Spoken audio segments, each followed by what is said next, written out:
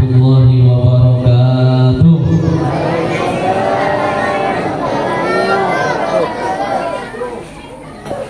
Yang jawab salam saya doakan bisa cepat pergi haji dan umrah,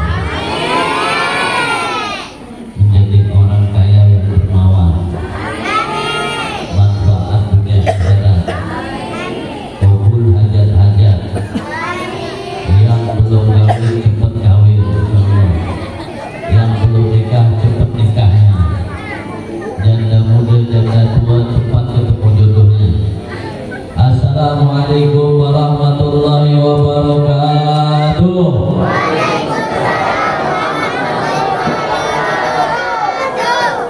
Alhamdulillah, Alhamdulillahil karimul manan, qadirul ihsan. Sallallahu alaihi wasallam ala sayyidil akwan, al-mustafa nurul adnan, sayyidina wa maulana Muhammad wa ala alihi wa ashabihi wa azwajihi wa dhurriyyatihi wa man tabi'ahum bi ihsan. Asyhadu an la ilaha illallah wa asyhadu anna Muhammadar Rasulullah. Allahumma salli ala sayyidina Muhammad abdika wa nabiyyika wa rasulika nabiyyil ummi wa ala alihi wa sahbihi wa barik wa sallim tasliman bi qadri azamati dzatika fi kulli waqtin wa hin.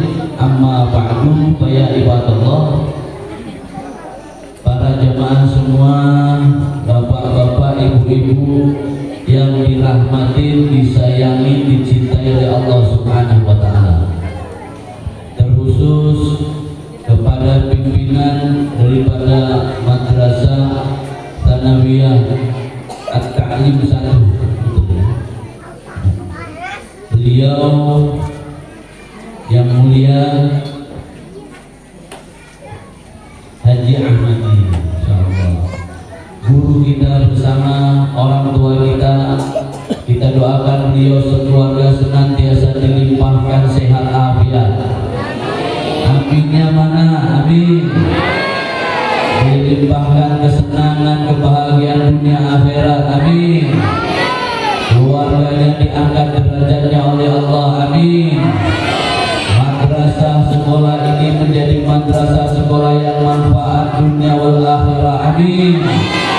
Suatu saat dapat menjadi kader-kader terbaik keluar dari madrasah ini menjadi orang-orang hebat di tingkat nasional maupun provinsi. Amin.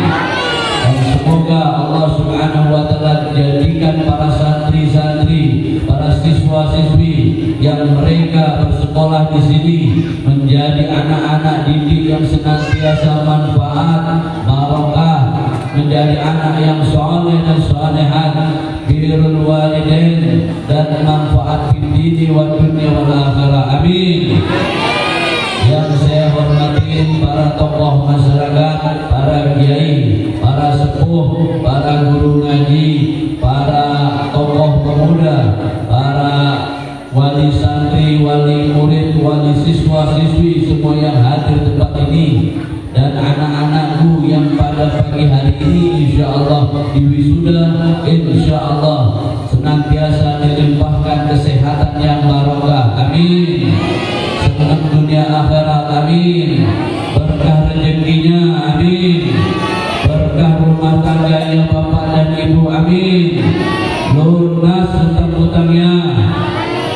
Mana aminnya? Allah kabulkan hajat-hajatnya. Amin.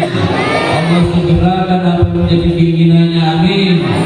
Diberikan kita akhir hayat husnul khatimah. Amin Allahumma. Amin Allahumma. Amin Allahumma. Alhamdulillah.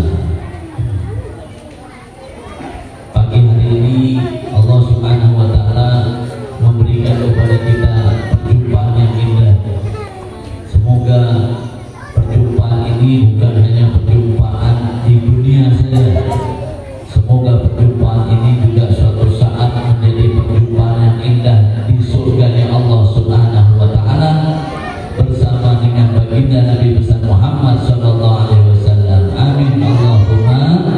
Amin. Alhamdulillah. Bapak Ibu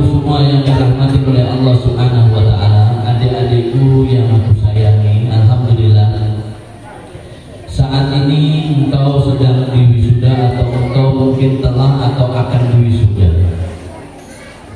Maka harapan besar daripada orang tuamu adalah engkau menjadi anak yang manfaat bagi dirimu khususnya dan bagi orang banyak. Orang tua tidak minta macam-macam, orang tua tidak minta aneh-aneh. Orang tua hanya ingin anaknya bisa menjadi anak yang cerdas, anak yang manfaat, soleh, solehah, dan menjadi anak yang birrul walidain. Buat apa punya ilmu yang tinggi tapi dia menjadi anak yang pembangkang buat orang tua? Betul?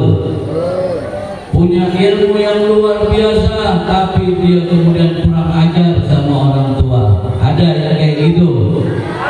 Ada.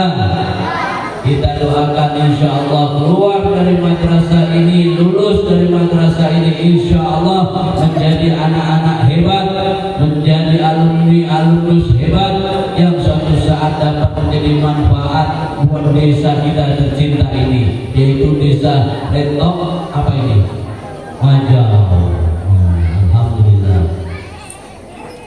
Bapak dan Ibu doakan anak-anak Bapak dan Ibu, karena Allah menyampaikan bahwa al-mal wal banuna zinatul hayatid dunya wal baqiyatu, anak itu adalah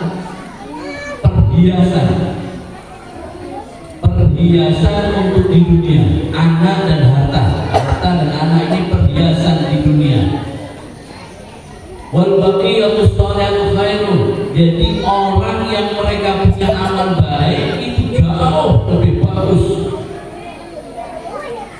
daripada kemudian kita mengagungkan itu semua. Seperti contoh mengagungkan harta yang banyak, anak yang cantik dan ganteng, tapi tidak bisa menjadi manfaat buat akhiratnya. Maka amalan yang paling indah maksudnya anak menjadi anak yang suatu saat menjadi anak hiasan di dunia ini agar bisa menjadi manfaat di akhirat, yaitu anak harus dididik dengan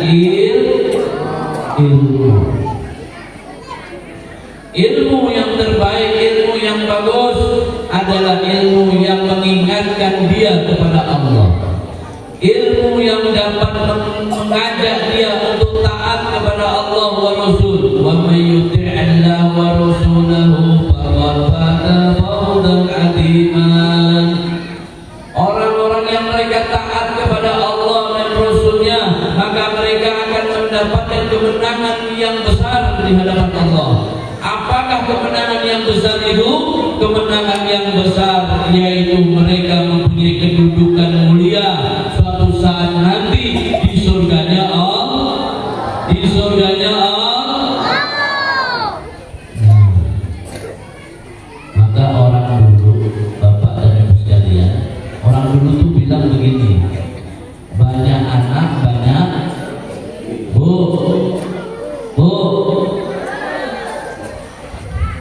banyak anak banyak anak bu, bikin anak tiap tahun bu ya. Tapi yaitu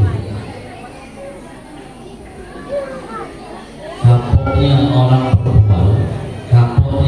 perempuan itu, tobatnya orang perempuan dalam masalah seperti ini tidak bisa dipercaya.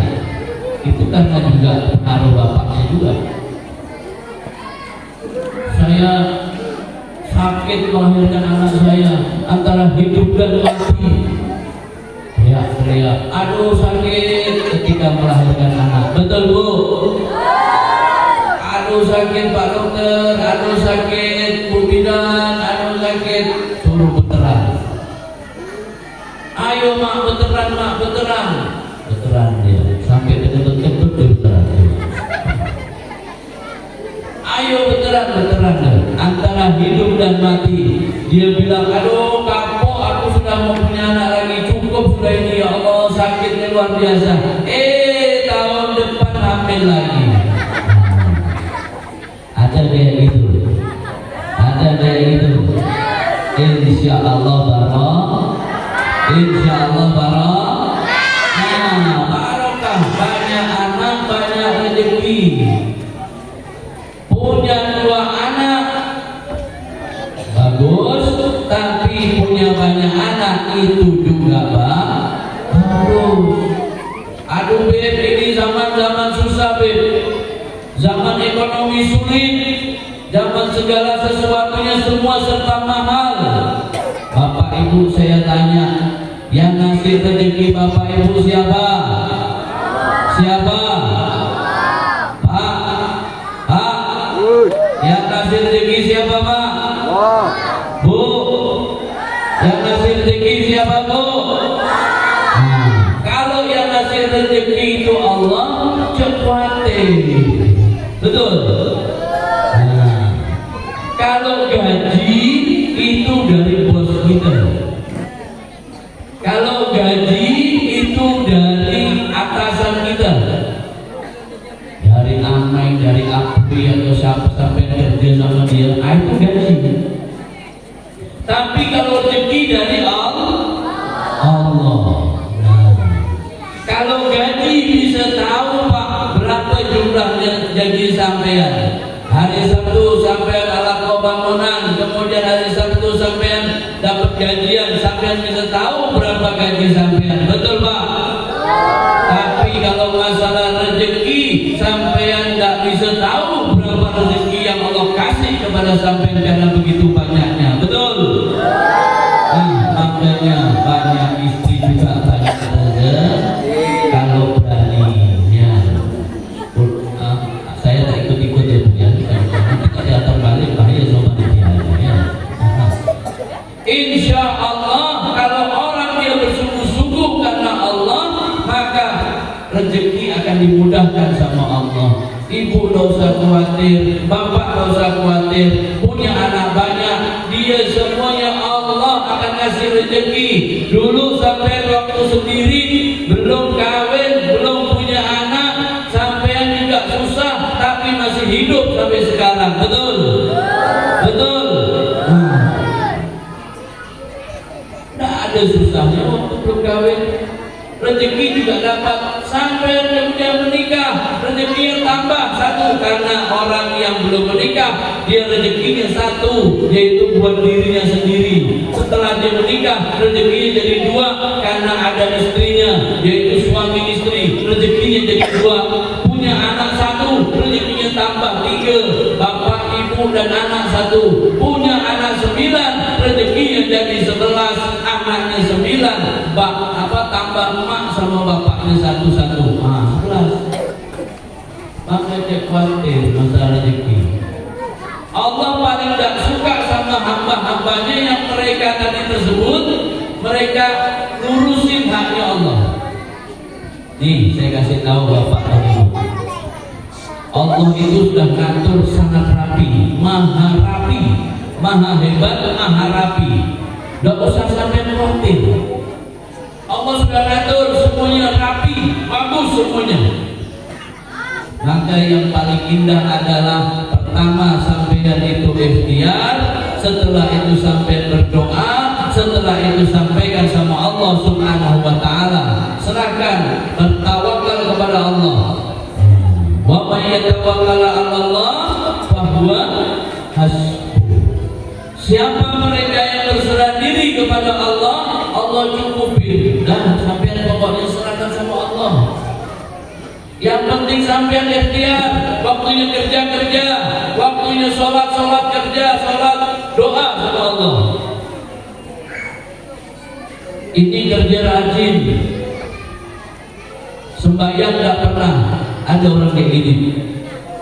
Ada orang kayak gini. Sembahyangnya rajin, masya Allah, tapi tidak kerja juga. Ada juga orang kayak gini. Ada orang yang mereka tidak kerja, ada orang yang mereka kerja terus sampai dipercaya sama bosnya untuk megang perusahaan ini, untuk megang proyek ini, tapi tidak pernah kenal dengan Allah Subhanahu wa taala. Dia tidak kenal siapa yang ngasih rezeki dia tidak kenal siapa yang menciptakan dia tidak kenal siapa yang ngasih umur dia tidak kenal siapa yang ngasih sehat dia orang yang tidak kenal diri dia. Hidup di bumi punya Allah, hidup di tanah punya Allah, tapi dia tak mau melaksanakan perintah-perintah Allah. Ini orang kayak gini, orang yang tidak ngerti aturan. Sama kalau sampean hidup di kampung, sampean ada aturannya Pak, Bu. Ada aturannya, ada bayar pajak. Nanti kalau sampean mau hidup listriknya, sampean bayar listrik. Sampean kalau ingin ada handphone, sampean bisa ada kuota, ada pulsa, sampean harus beli pulsa, harus beli kuota, harus. Tidak bisa kalau tidak diisi. Listrik juga begitu, harus diisi. Begitu juga semuanya ada aturannya. Hidup ini sudah diatur, apalagi dalam urusan akhirat. Semuanya sudah Allah atur. Sampean pokoknya ikut aja apa yang Allah perintahkan. Inilah yang dinamakan wa may yuti'illah wa rasulahu faqad faza fawzan 'azima.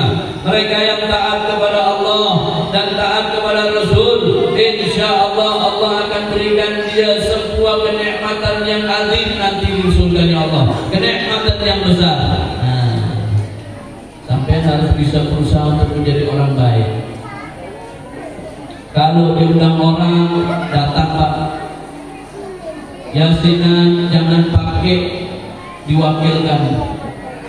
Pun sampai badan sehat, ikut Pak, datang. Tidak usah pakai diwakilkan. Ini kadang yasinan diwakilkan budak kecil umur 35 tahun. Ditanya sama tuan rumahnya, Bapak kemana Jom? Bapak aku di rumah tidur. Datang majelis-majelis seperti itu untuk apa? Silaturahmi. Menjaga silaturahmi itu ganjarannya besar, pahalanya besar. Ibu juga begitu. Kalau ada tetangga mereka dia ada acara kawinan atau apa, ibu akan bantu pasti. Betul Bu? Betul Bu? Bantunya harus ikhlas saya tapi balik dari bantu bilang sama kawannya di jalan, kau tahu gak tadi ini apa tuh? Undi-undinya tadi itu keras, undi-undinya keras tapi harus 14. Nah, lalu ngomongin orang, tahu gak tuan rumahnya tuh piringnya tuh tak bagus, piringnya tuh mudah pecah, gak kayak piring di rumahku. Dia piring di rumah kau pasti. Kalau kita memang ingin menjadi orang baik, harus ikhlas. Ibu nolong orang harus ikhlas. Ada orang kawinan, ada orang kematian, kesusahan, kita datang, kita berkunjung, kita bantu mereka. Insya Allah dengan cara seperti ini kita bisa menjadi orang baik. Allah itu tidak repot kepada bapak dan ibu semua. Kalau ingin menjadi orang baik itu sebenarnya gampang. Bagaimana caranya supaya kita bisa menjadi orang baik? Ikutin apa yang diperintahkan oleh Allah. Sama tetangga tidak usah pelit-pelit, cemasin. Ini bikin sate, kalau udah minta lagi Idul Adha, Idul Adha nih, Masya Allah, bikin sate, tetangganya udah nunggu-nunggu sampai tahun nanti dikirim sate, ada dikirim asapnya ya ke rumahnya. Tetangga udah siap dengan apa, tusuk satenya, dikira mau dikasih, rupanya tak ada sama sekali. Mulai dari sekarang bagus sama tetangga, ya Bu ya, Bu, bagus sama tetangga. Nggak usah ngurusin halnya orang, tetangga saya itu banyak masalah, biarkan. Nggak usah kita ikut masalah orang, nggak usah kita nyampur masalah biarkan itu jadi masalah dia. Kalau dia minta tolong, kita tolong. Tapi kita tidak usah campur urusan rumah tangga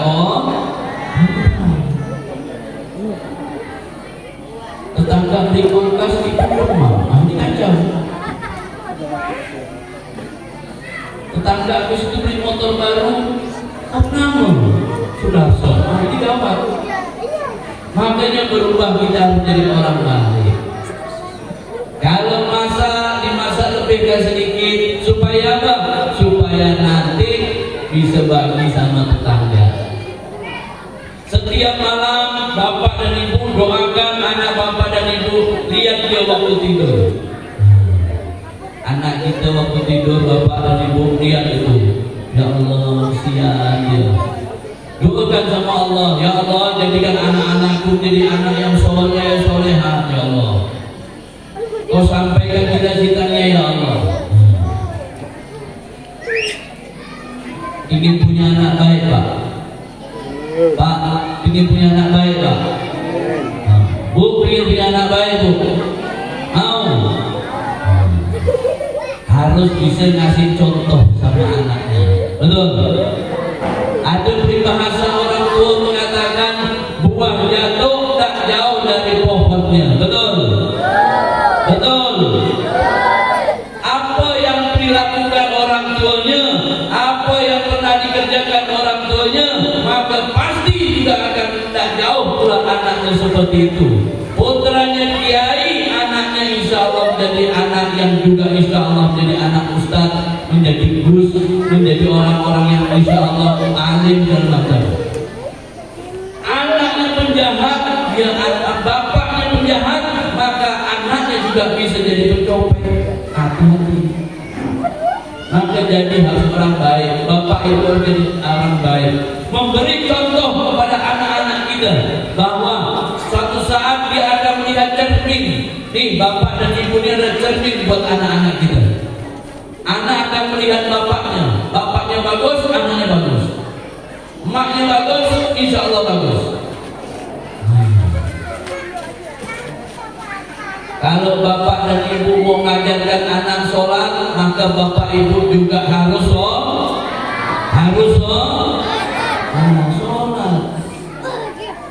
Ngajarkan bapak ibu mengajarkan anak ngaji, maka bapak dan ibu juga harus untuk belajar ngaji. Beb, saya tidak bisa ngaji, beb. Sudah sepuh, saya malu, beb. Mau belajar kudus, beb. Nah, apa? Belajar itu tidak ada batasnya umur. Belajar tak apa-apa bapak dan ibu. Selama bapak dan ibu masih mau belajar, itulah orang-orang yang mulia. Anak akan melihat kita. Kalau bapak ibunya sudah pandai baca Quran, bapak ibunya ngajak kepada untuk membaca Quran, atau kemudian disekolahkan di TPA tempat Quran, pendidikan Quran, maka bapak ibunya juga harus bisa mencontoh. Nanti kalau anaknya nanya, bapak ibu bisa jawab, Pak ini huruf apa, Pak? Ditanya sama anaknya, Pak ini huruf apa nih, Pak? Kok kayak ada bulat di kepalanya, ada garis di bawahnya? Kok tak tahu? Tak tahu, ditanya sama anaknya. Kalau masalah duit, nomor satu.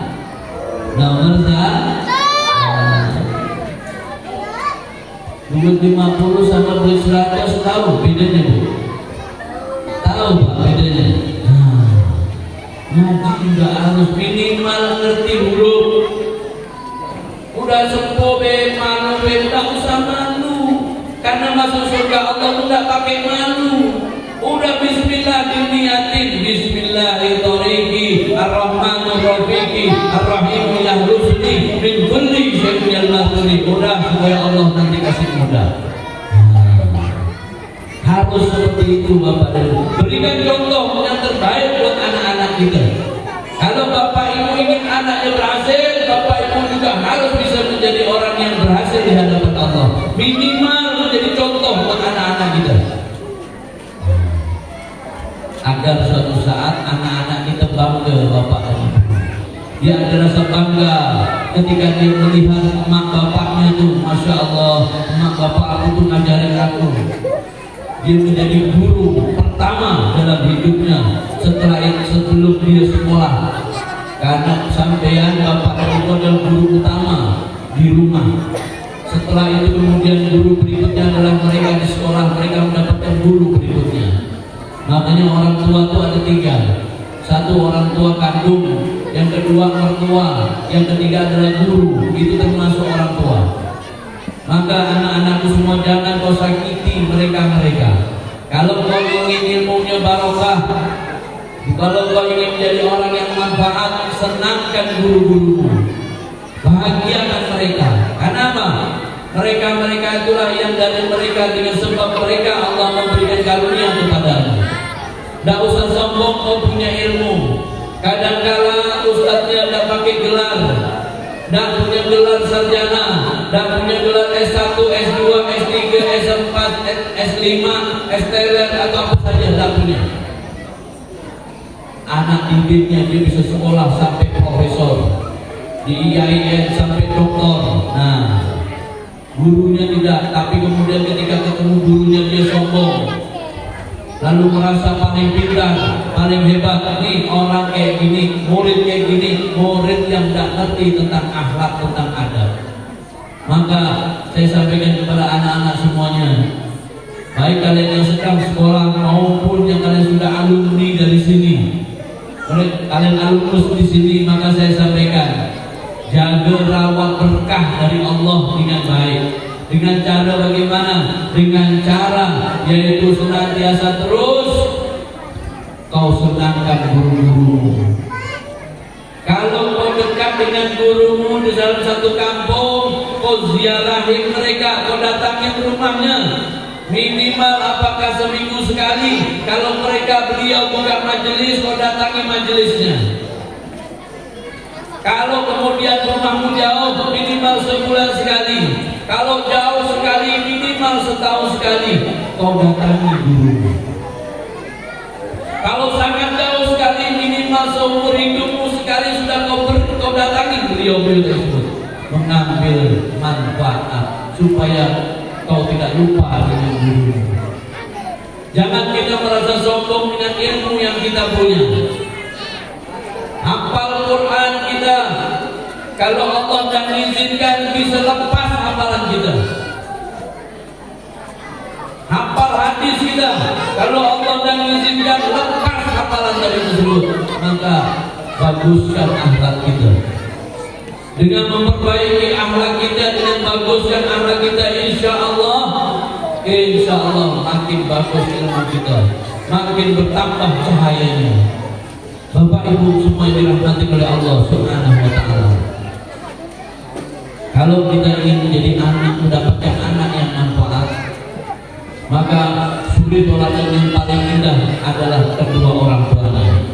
Bapak dan Ibu adalah contoh yang paling dekat buat anak-anak Bapak dan Ibu. Jadikanlah anak-anak Bapak dan Ibu menjadi anak-anak yang senantiasa terus dapat ikutin apa yang sampai perintahkan di jalan Allah Subhanahu wa Ta'ala. Dan kita mengingatkan terus kepada adik-adik kita, anak-anak putri kita, untuk dapat terus taat kepada orang tua, taat terus kepada guru-gurumu. Ingat, satu kalimat ilmu yang diberikan oleh gurumu, dia tidak akan bisa hilang manfaat pahalanya yang didapat oleh guru tersebut dari Allah Subhanahu wa Ta'ala. Dan kemudian kalian memiliki tanggung jawab besar untuk dapat menjaga kalimat tadi tersebut supaya menjadi anak yang baik. Kalau sudah lulus dari sini, mungkin ada yang sekolah di luar, ada yang mungkin meneruskan aliyah di luar, atau ada yang meneruskan kuliah di luar. Jaga nama baik sekolah ini dengan baik. Jaga nama baik sekolah ini dengan bagus. Jaga nama baik kiainya, jaga nama baik pengasuhnya, jaga nama baik orang tuamu. Jangan sampai kalau kemudian bikin maksiat di luar, orang akan menyebut nama madrasah ini. Na'udzubillah min. Makanya Bapak dan Ibu, Allah itu simpel. Kalau hidup mau nyaman, mau enak, yang penting nurut sama Allah. Kalau bapak ibu nurut sama Allah, insya Allah hidup sampai nikmat. Saya susah hidup saya, nggak ada orang di dunia ini yang nggak susah hidupnya. Semuanya pasti punya kesusahan, betul? Betul.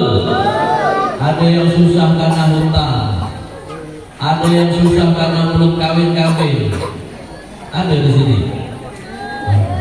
Ada orang yang susah panennya gagal. Ada yang susah rezekinya uangnya dipinjam orang tak kali-kali. Ada orang yang susah dia sakit-sakitan. Ada orang yang susah mereka punya anak yang nakal dan lain sebagainya. Semua orang punya masalah masing-masing. Tapi kemudian kalau kita menjadikan masalah tersebut justru jauh dari Allah, maka ini yang membuat kita makin buruk kehidupan kita. Tetap tersenyum, lakukan ikhtiar terbaik untuk melakukan kebaikan-kebaikan. Lakukan amal-amal terbaik, memperbaiki diri, memperbaiki akhlak kita, supaya anak-anak kita mencontoh kita suatu saat dengan contoh yang baik. Bapak dan ibu pasti ingin anak-anaknya berhasil, itu sudah pasti. Tidak usah saya tanyakan, bapak dan ibu pasti ingin anak bapak dan ibu sukses dunia akhirat, betul nggak? Pasti ingin itu. Nah, bagaimana caranya supaya kesuksesan tersebut ada? Maka jalani hidupmu dengan mengikuti perintahnya Allah. Rawat anakmu dengan baik. Ingat, zaman sekarang zaman canggih. Di sini saya tadi di perjalanan, handphone saya sudah tidak ada sinyal. Alhamdulillah tentu di kediaman beliau dikasih wifi, nomor wifi bisa ada sinyal. Saya bayangkan kemudian yang di sini pegang HP dan kemudian punya wifi semua, kode wifi semua tuh, HP-nya hidup semuanya. Ingat, handphone di tangan orang baik dia jadi baik, di tangan orang jahat dia menjadi jahat. Maka jangan heran banyak orang yang mereka melakukan penipuan lewat handphone.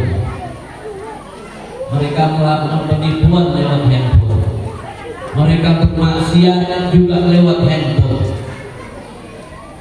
berselingkuh lewat handphone, maling duit negara pakai handphone, mindahkan aset orang pakai handphone. Semuanya tadi disebut bisa dengan orang-orang yang canggih tadi disebut dengan handphone. Hati-hati, handphone di tangan orang jahat dia bisa jadi jahat. Tapi kalau handphone di tangan orang yang baik, insya Allah dia menjadi baik pula.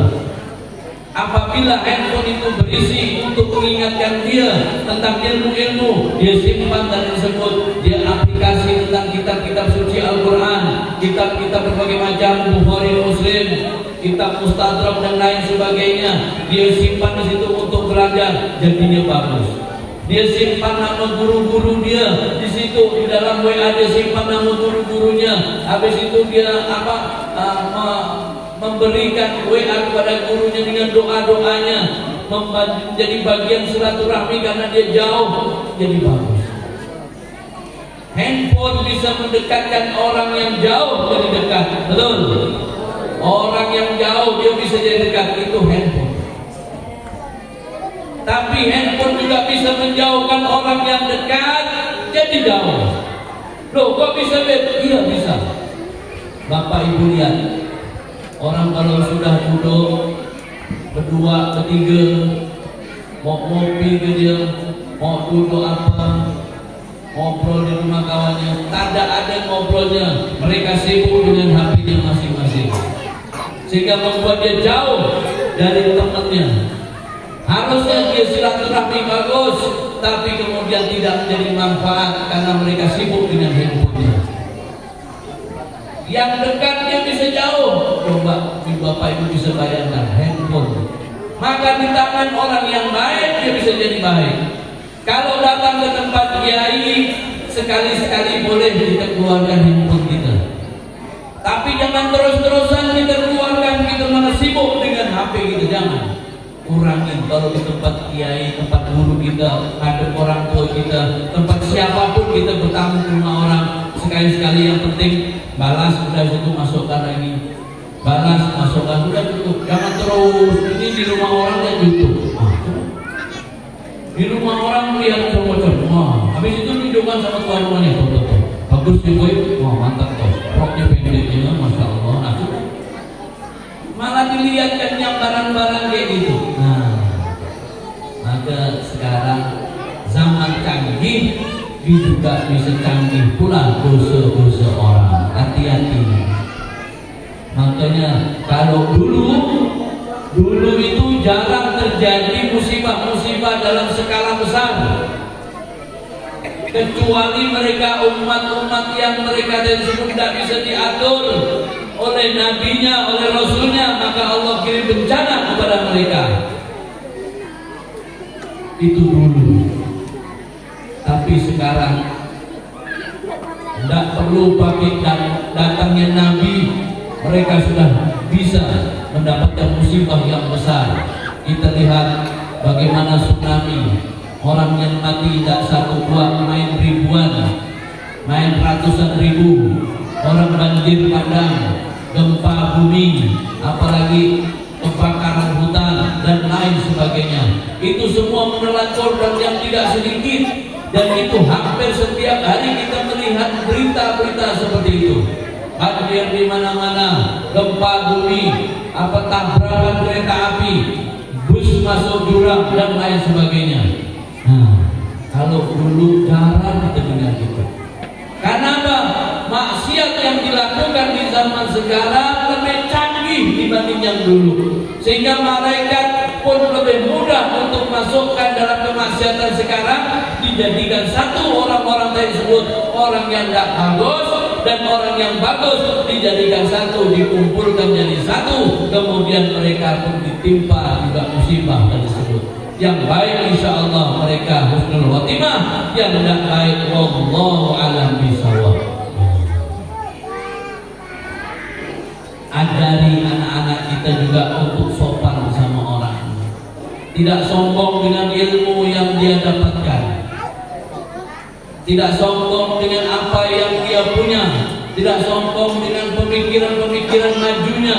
Tetap dia menjadi anak yang senantiasa tawadhu terhadap kedua orang tuanya, terhadap guru-gurunya, terhadap manusia semuanya, dia tetap tawadhu. Nah, itu bagus. Dulu teroris itu bahaya sekali. Teroris itu kalau sudah ngebom, semua orang dia bisa mati. Misalkan dalam satu tempat, satu bangunan, dia ngebom di situ, satu bangunan itu dia bisa mati. Satu rumah itu dibom, mereka bisa mati satu rumah itu. Bapak Ibu bisa bayangkan. Yang mati pada saat itu banyak, tapi bisa dihitung dengan jari. Mungkin bisa dihitung apakah dia 10, apakah dia 20, apakah dia 50, atau bahkan mungkin 100. Tapi zaman canggih seperti ini, hati-hati. Orang untuk memecah belah bangsa kita itu jauh lebih berbahaya. Itulah teroris yang sesungguhnya. Ucapannya seakan manis, tapi kemudian menjadi fitnah, menyebarkan berita-berita palsu, menyebarkan hoak, kemudian membuat fitnah di kanan dan kiri, membenci orang, mengajak orang benci kepada orang lain, mengajak orang benci kepada kelompok si A, kelompok si B, membenturkan kelompok-kelompok agama. Ini orang yang sesungguhnya yang paling berbahaya, dan inilah teroris yang sebenarnya. Karena orang-orang yang seperti ini bisa menghancurkan bangsa. Kalau teroris zaman dulu paling dia bunuh orang karena dibom, tapi kalau zaman sekarang dia bisa mengucap, orang bisa jadi fitnah, 2 kampung bisa tawuran, 2 kampung dia bisa saling bacok-membacok. Bahkan tidak alam kepalang, kadang-kala juga bisa terjadi pertumpahan darah yang hebat karena ucapan, padahal belum tentu benar. Maka berhati-hati kita, hati-hati. Handphone di tangan orang baik dia bisa jadi jahat dia bisa jadi jahat. Jangan mudah menyebarkan berita-berita yang berisi tentang kebencian. Jangan, saran saya Bapak dan Ibu, Islam tidak mengajarkan seperti itu. Kalau ada orang yang mengatakan bahwa Allah itu harus kita bela, tanya kepada orang itu, kau ini siapa nak bela Allah? Betul? Kau ini siapa nak bela Allah? Tak perlu membela Allah Maha Kaya, Allah Maha Kuat, Allah Maha Perkasa. Justru kita yang butuh Allah. Allah nanti akan kasih pelajaran pada orang-orang tadi tersebut. Ingat, dulu ada orang yang mengaku Tuhan. Kalau orang ngaku Nabi itu banyak. Bahkan zaman berapa bulan yang lalu ada orang ngaku Nabi. Di TV ditangkap polisi, namanya Cecep. Nah, coba. Nabi palsu, namanya Cecep. Disolawatin aja tidak cocok. Rambutnya panjang pakai anting-anting sebelah. Itu bukan Nabi kayak gitu. Nah, namanya sudah tidak pantas. Habis itu kemudian dia ngaku jadi Nabi, ditangkap oleh polisi. Coba. Nah, orang ngaku Nabi banyak, tapi tidak ada yang berani ngaku Tuhan kecuali orang dulu, yaitu Fir'aun dan Namrud. Fir'aun itu bapak dan ibu ngaku dari Tuhan. Saking hebatnya dia merasa hebat, dia ngaku dari Tuhan. Namrud juga begitu juga, mengaku Tuhan. Ketika Ibrahim dipanggil oleh Namrud, "Hai Ibrahim, kenapa kau hancurkan ini berhala-berhala ini?" Tidak hancurkan, yang hancurkan berhala yang besar itu. Dia yang megang kampak. Memang habis dihancurkan Nabi Ibrahim, kampak ditaruh di tempat berhala yang paling besar. Kata Namrud, tidak mungkin berhala ini bisa menghancurkan. Dan kalau tidak bisa menghancurkan, kenapa kau sembah? Kata Nabi Ibrahim. Nah, emosi Namrud. Dia mengatakan bahwa semuanya aku ingin kendalikan. Oh tidak, aku punya Tuhan. Kata Ibrahim. Siapa Tuhanmu? Allah Subhanahu wa ta'ala. Di mana tempatnya? Wa huwa ma'akum aina ma kuntum wallahu bima ta'maluna basir. Allah ada di mana saja dia berada. Dia juga Maha mendengar, Maha menyaksikan. Ketika itu Namrud lalu mengatakan kepada Ibrahim, kalau Tuhanmu memang benar ada di atas, aku akan kirim pasukan. Kata Namrud. Disiapkan pasukan panah ribuan orang, siap dengan busur panah, kumpulkan di lapangan. Pada saat itu Namrud memimpin sendiri pasukannya tadi tersebut. Pasukan panah disuruh panah Allah Subhanahu wa ta'ala. Mana Tuhan? Arahkan panah ke atas, kata Namrud. Siap, kata pasukannya. Lepaskan busur dilepas ke langit. Kita memikir, ini Namrud ini gila. Nembak ke atas, busur ini dilepas ke atas. Ribuan busur panah melepas ke langit semua, karena dia ingin menembak Allah Subhanahu wa ta'ala, Tuhannya Nabi Ibrahim. Allah kirim. Tidak perlu Allah kirim malaikat, tidak perlu Allah kirim burung ababil, tidak perlu Allah kirim bencana seperti gempa, tidak perlu Allah kirim segala macam misalkan binatang buas-buas yang lain, tidak. Allah kirim nyamuk, miliaran nyamuk.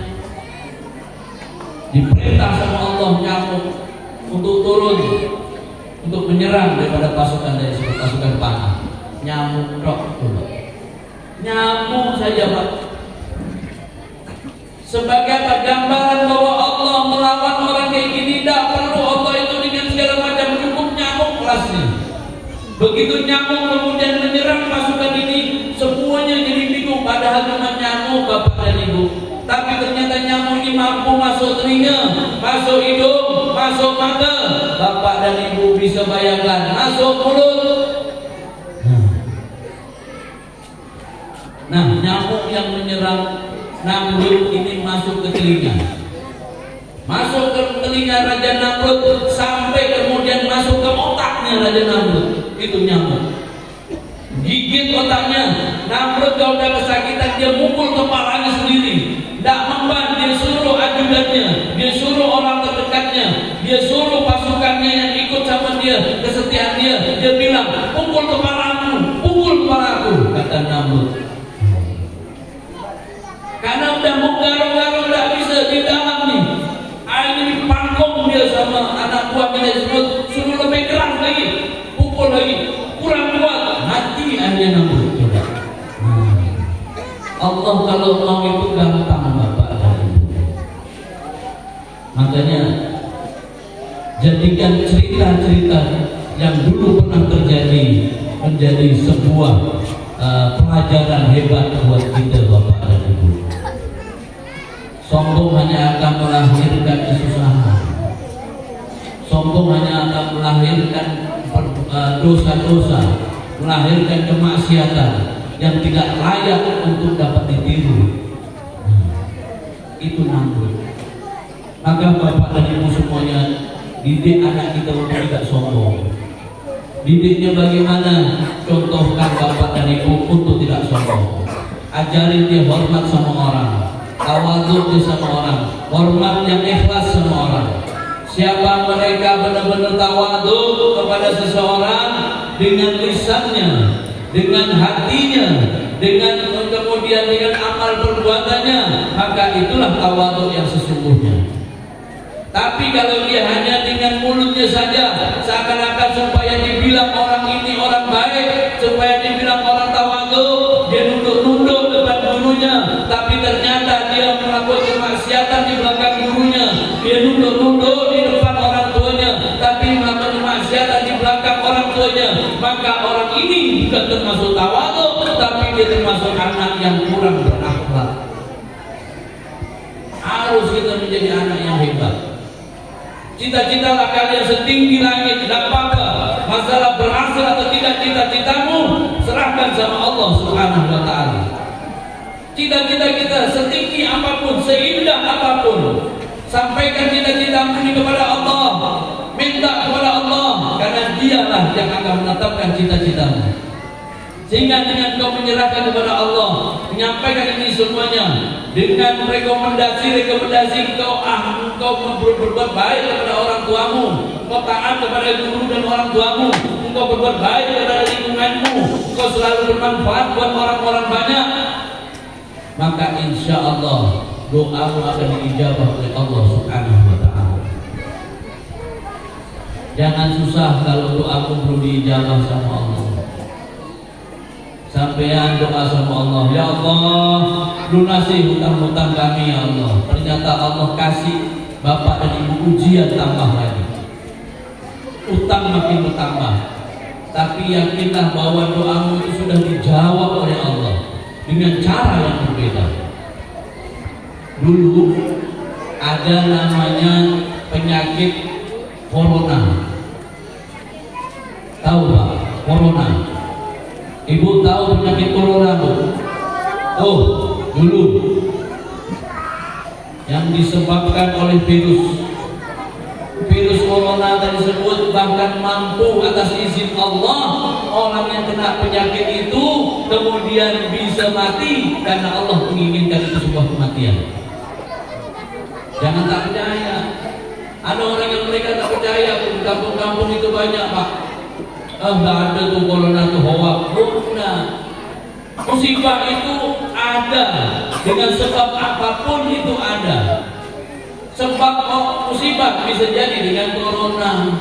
Corona itu penyakit itu ada. Sebagaimana kalau penyakit difteri, muntaber, demam berdarah, itu penyakit bisa mengakibatkan juga kematian, ada. Jadi semua itu Allah ciptakan untuk bagian mengingatkan kita kebesarannya Allah Subhanahu wa Ta'ala. Maka ketika kita melihat orang ketika corona dulu banyak, bahkan ada mungkin saudara kita, tetangga kita, orang terdekat kita yang mereka mungkin wafat, mereka meninggal dengan sebab dari tersebut. Kalau di Pontianak itu bahkan dibungkus dia dengan plastik. Dari rumah sakit sudah dikotak, dibungkus plastik, tidak boleh dibuka lagi, langsung masuk kubur. Kalau di kampung-kampung ini insya Allah masih lah, dia masih dibungkus kain kafan segala macam, kemudian rame-rame orang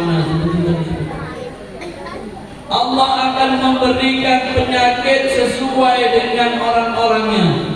Orang yang tak mampu dikasih penyakit yang gampang-gampang. Orang yang kaya rezekinya banyak dikasih juga penyakit sesuai dengan rezekinya. Orang kaya jatuh, kanker, itu banyak. Leukemia, kita aja tidak tahu coba, apa penyakit itu. Tapi kalau orang kayak kita gini Pak, ya Allah, yang biasa ke kebun, sampai melanjut kebun itu, ngurus kebun, ngurus sawit, yang sebagian mereka bermelayan, sebagian mereka jadi buruh bangunan, hidupnya pas-pasan, dikasih sama Allah penyakit yang gampang-gampang, demam, pilek. Penyakit yang susah hilang paling panu. Allah Subhanahu wa ta'ala adil dalam hal ini. Kenapa? Allah tahu kau tak punya duit, Allah tahu kau susah. Lihat betapa agungnya Allah Subhanahu wa ta'ala. Tapi tetangga saya susahnya, dia kena penyakit yang benar-benar susah. Kenapa? Karena selama ini mungkin dia banyak mubudut, dia banyak mencari dunianya daripada mencari kebaikan di akhirat dia. Orang-orang dulu itu, mereka tuh kumpul-kumpul. Kalau tidak ada manfaat, mereka sama istri sama anak. Makanya orang dulu tuh anaknya banyak, listrik tak ada, TV tak ada, jika tidak ada yang dikerjakan, dia keroyonan sama istrinya paling. Makanya anaknya banyak. Ya. Kalau zaman sekarang sudah ada handphone, sudah ada TV, banyak nonton handphone. Hanya istri dianggurkan, istri tidak diperhatikan. Gara-gara tadi tersebut dia kenal sama perempuan lain, dia selingkuh, dia segala macam. Ini bahaya. Ada kayak gini, bahaya, jangan. Berusaha untuk menjaga supaya apa? Supaya kita tetap terus di jalannya Allah Subhanahu wa ta'ala. Dengan cara bagaimana? Ikut apa yang didawuhkan guru-guru kita. Nih di sini udah ada madrasah taklim, masya Allah, taklim satu. Udah ikutin guru-gurunya. Tidak ada namanya cerita guru mengajarkan jelek, itu tidak ada Pak. Tidak ada benar. Tidak ada. Guru mengajarkan keburukan buat muridnya itu tidak ada. Tapi ada kejadian guru itu dia berbuat kurang ajar sama muridnya. Iya, tapi tidak banyak. Kalau dipresentasikan mungkin 0,00 berapa. Jangan dilihat kasusnya, tapi dilihat betapa banyak manfaat guru dan sekolah kepada muridnya. Kalau kita hanya melihatnya seperti itu, maka kita was-was nanti hanya masukkan anak kita di sekolah-sekolah. Jangan. Lihatlah segala sesuatunya itu kemanfaatannya dulu.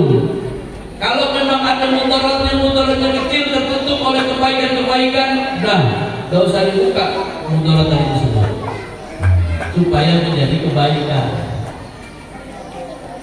Maka Bapak dan Ibu semua yang dirahmati oleh Allah Subhanahu wa ta'ala, saya merasa bahagia, saya merasa senang dapat duduk di tempat ini, menjadi bagian daripada keluarga besar di dusun ini, di desa ini. Saya doakan insya Allah Bapak Ibu senantiasa diberikan sehat afiat, berkah senantiasa terus rumah tangganya. Tidak usah suka ribut-ribut ya Bu. Tidak usah suka bertengkar sama suami, ya. Bapak juga begitu Pak. Tidak usah bertengkar sama istri, ya. Tapi istri saya dia tak bisa diatur. Tidak apa-apa, sabar. Nasihat Kalau istri bapaknya sedang marah, bapak diam. Bu, kalau suami ibu sedang marah, ibu diam. Nggak usah dibahas, nanti jadinya bertengkar, betul? Diam. Bapak lihat istri bapak sedang ngomel, nggak apa-apa. Anggap aja bapak miara murai batu. Nggak apa-apa, udah biarin aja. Nanti kalau dia udah capek, bapak tanya dia, "Oma, masih marah, Ma?" Masih marah. Ah, biarkan dia, Ma. Sampai dia capek nanti, masih marah, Ma. Tak ada, capek aku nak ngomong lagi lah. Nah, udah capek, bapak minta maaf. Jangan malu untuk minta maaf. Penyakit manusia yang ada saat ini adalah dia malu untuk minta maaf. Betul? Gengsi untuk minta maaf. Tidak usah. Lihat bagaimana keluarga Rasulullah SAW. Minta maaf, tidak apa-apa.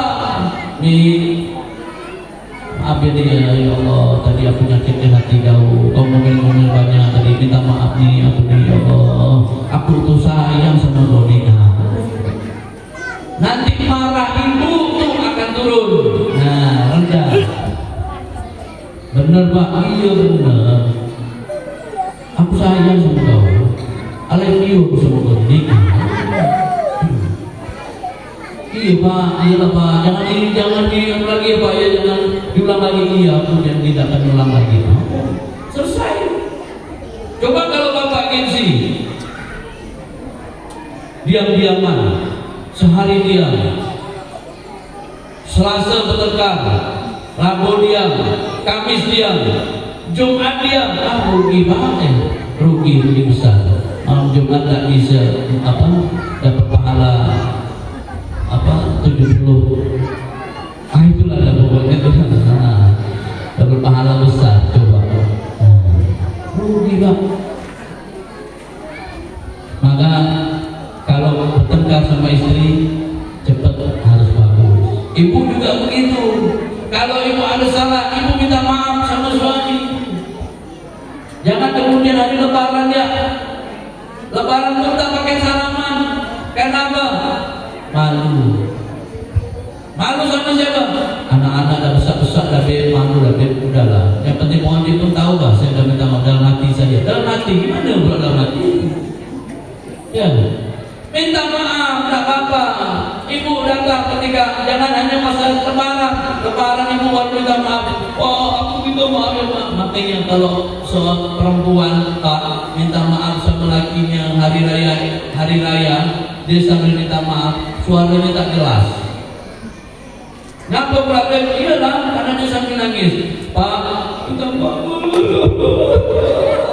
Nah, ngomong apa tak jelas tuh. Ngomongin tak jelas. Nah, maka tak usah nunggu hari lebaran, minta maaf itu setiap saat. Kulla saat wa kulla yaum. Setiap saat, setiap hari. Ibu ada salah, minta maaf. Bapak ada salah, minta maaf. Bahkan anjurannya dalam Islam, kalau kita mau tidur, kita memberi maaf orang-orang yang pernah menyakiti hati kita, yang nampak maupun yang tidak nampak, yang terlihat maupun yang tidak terlihat, yang terucapkan maupun yang tidak terucapkan. Maafkan dia. Mau tidur, bapak maafkan dia. Habis itu bapak ngadep sama istri bapak. Nih, aku minta maaf sama kau ya. Tapi kalau orang zaman sekarang Pak, ibu tuh beda mikirnya. Kenapa Kak? Mau mati gitu Kak? Dipikir mau mati mana orang minta maaf. Padahal minta maaf itu bagus. Minta maaf itu bagus. Ibu juga katakan kepada suami ibu, iya, sama-sama aku juga minta maaf Kak. Ya Allah, aku juga mungkin bukan istri yang sempurna. Saya minta maaf. Kita tidak tahu tidurnya kita hari ini, mungkin Allah ambil ajal kita tidur selama-lamanya. Allah alam bisawab. Kalau kita sudah saling maafkan, mudah-mudahan kita bisa masuk surga sama-sama ya Pak. Nah, senang jadinya, bahagia. Ini ada orang yang mereka dari sebut suka marah sama istrinya. bertengkar terus sama istrinya. Tiap hari sampai sekali, 2 kali, 3 kali macam minum obat. Sehari 3 kali, bertengkar terus, ribut terus. Nah, didoakan sama Pak Kiai. Ya, mudah-mudahan kalian menjadi akur dan semoga bisa nanti ketemu di surga, kumpul di surga. Apa jawab bininya? Tak mau saya Pak Kiai, apa pula di dunia aja ada 3 kali bertengkar kayak gini, apalagi di surga. Dia mikir kayak gitu coba. Padahal kalau dia benar-benar ingin jadi orang baik, memaafkan itu perbuatan hebat, perbuatan mulia, dan memberi maaf itu adalah perbuatan akhlak yang terpuji. Tidak usah nunggu lebaran, ini halal bihalal, apa-apa. Tidak usah nunggu itu. Setiap saat lebaran juga minta maaf, setelah lebaran juga minta maaf. Takutnya dosa kita ini setiap hari, ibu bapak, dosa kita kadang setiap hari kita kerjakan. Kita tidak tahu dosanya dosa apa kita kerjakan, kita tidak tahu. Ngomongkan tetangga, kadang-kala kita lebih senang ngomongkan orang. Main gaplek, main remimbo. Ngomongkan orang enggak? Ngomongkan orang enggak? Ngomongkan orang. Tak ada ceritanya main gaplek dan minggu itu. Bapak Rasulullah SAW nggak ada cerita, tak ada. Belum pernah seumur hidup saya nggak ada gitu. Pasti lewat nanti siapa? Oh lihat toh. Mukanya jelek, cukup gitu. Cuma petang aja. Orang dijelek-jelekkan, macam dia yang membuat dalam hidup ini. Nah, makanya dalam hidup ini kita harus berusaha menjadi orang baik. Lakukan kebaikan. Bapak Ibu semua dirahmati oleh Allah. Kiranya apabila kita ingin menjadi orang baik, maka kata-kata yang tepat, kalimat yang pas adalah senantiasa terus mengikuti apa yang Allah perintahkan. Dan jadilah Bapak Ibu menjadi suri teladan buat anak-anak kita. Menjadi anak-anak yang suatu saat menjadi penerus bangsa kita, penerus daerah ini. Saya berdoa insya Allah majelis ini, kemudian madrasah ini menjadi madrasah yang manfaat dan berkah. Berkah, manfaat, berkah kita tercinta, dan berkah manfaat buat Kabupaten Bogoraya, berkah manfaat buat Kalimantan Barat, berkah manfaat pula buat bangsa dan negara kita. Semoga Allah Subhanahu wa Ta'ala menganugerahkan pahala yang berlimpah-limpah kepada pengasuh, pendiri madrasah, serta ustaz-ustaz yang mengajar kepada mereka semua, serta keluarga besar mereka. Dan kemudian dijadikan anak-anak jadi anak-anak yang soleh, manfaat di dini wa dunia amal akhirah, jadi anak yang kemudian berhasil dalam kedudukannya, mencari kedudukan di dunia maupun di akhirat. Mari kita tutup majelis ini dengan sebuah doa, dan semoga dengan doa ini Allah menjadikan doa kita terijabah dengan sebab berkumpulnya orang-orang baik semua yang ada di tempat ini. Semoga Allah Subhanahu wa Ta'ala mengangkat derajat kita, memuliakan kedudukan kita. Bismillahirrahmanirrahim. Alhamdulillahirabbil alamin. Wassalatu wassalamu ala asyrafil anbiya'i wal mursalin sayyidina Muhammadin wa alihi washabbihi ajma'in. Allahumma lakal hamdu syukra wa lakal hamdu fadla wa anta rabbuna haqqan wa nahnu abiduka ridha wa anta bidzalika ahla. Allahumma ya karim ya arhamar rahimin bi jahi nabiyil mustafa Muhammadin hataman nabiyyin sayyidil anbiya'i wal mursalin wa ala sahbihi wa ajma'in. Allahumma ij'al fi hadzal madrasah al-muta'allim wa insyaallah barakat minas sama'i wal ardh wa bi barakatin Nabi Muhammad wa insyaallah barakat fi hadzal jariyah. Allahumma ya karim ya akramul akramin ya arhamar rahimin ya dzal jalali wal ikram. Ya Allah ya Rabb, kabulkan doa kami, mudahkan urusan kami, ampuni dosa-dosa kami, terima taubat-taubat kami, limpahkan rezeki kepada kami, beri kesehatan kepada kami, limpahkan pula hal yang baik-baik kepada kami sekeluarga ya Allah. Jadikan kami, guru-guru kami, dan orang tua kami, serta seluruh orang-orang berjasa dalam hidup kami, mereka senantiasa Engkau angkat derajatnya, Engkau kumpulkan beliau-beliau dengan orang-orang yang dicintai-Mu ya Allah. Ya Allah ya Rabb, limpahkan apa saja yang kami lakukan di tempat ini kami hadiahkan buat orang tua kami yang sudah tiada, guru kami yang sudah tiada, kakek-kakek kami pendiri madrasah ini, guru-guru kami pendiri madrasah ini, mereka semua yang mungkin sudah tiada. Engkau berikan kemanfaatan dari pertemuan ini ya Allah, ridhoi pertemuan ini ya Allah. Jadikan anak-anak kami jadi anak-anak yang berhasil dalam karirnya, berhasil dalam cita-citanya, berhasil dalam harapan-harapannya.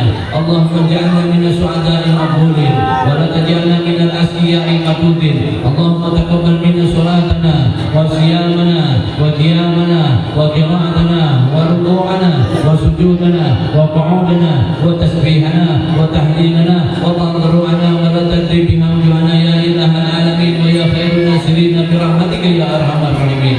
Allahumma ya arhamar rahimin. Rabbana innana amana faghfir lana dhunubana wa qina adzabannar. Rabbi fanfa'na bi barakatihim wa hdina husna bi hurmatihim wa aminna bi tariqatihim wal mu'afatin minal fitani. Wa sallallahu ala sayyidina Muhammadin wa alihi wa sallam walhamdulillahi rabbil alamin. Terima kasih, semoga manfaat, berkah di dini wa dunia wal akhirah, dan semoga Allah ijabahi doa-doa